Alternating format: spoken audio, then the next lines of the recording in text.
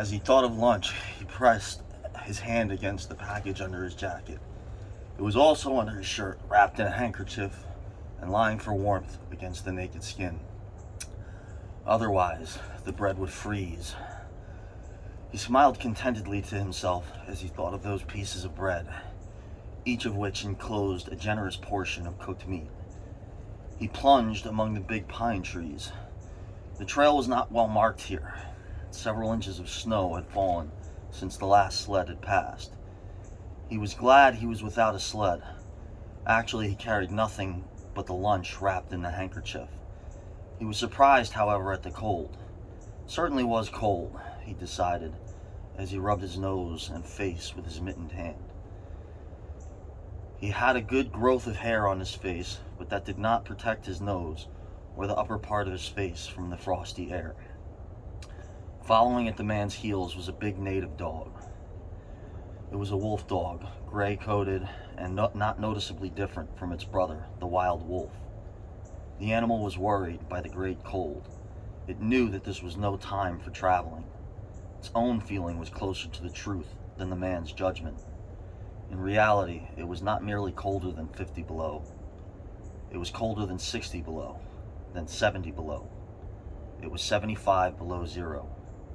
Because the freezing point is 32 above zero, it meant that there were 107 degrees of frost.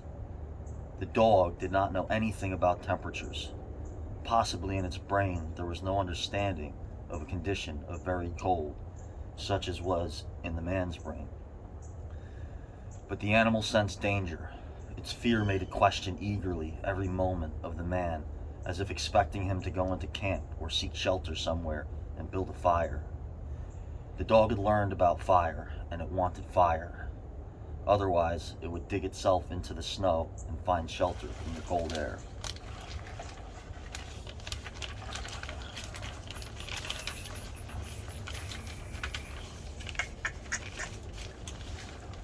The frozen moistness of its breathing settled on its fur in a fine powder of frost. The hair on the man's face was similarly frosted, but more solidly.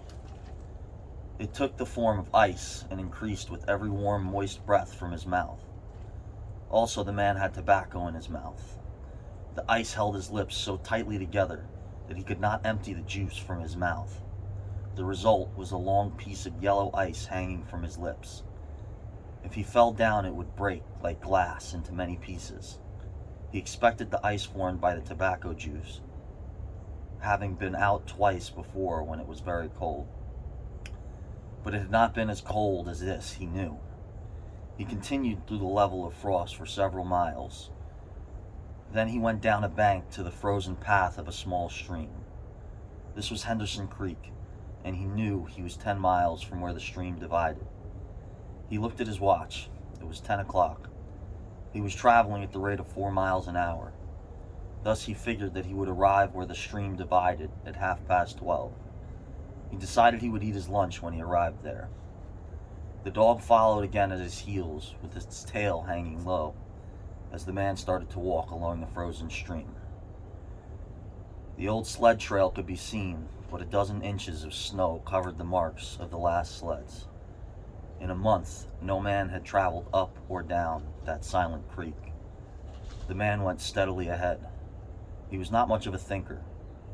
At that moment, he had nothing to think about, except that he would eat lunch at the stream's divide, and that at 6 o'clock he would be at camp with the boys. There was nobody to talk to, and had there been, speech would not have been possible because of the ice around his mouth.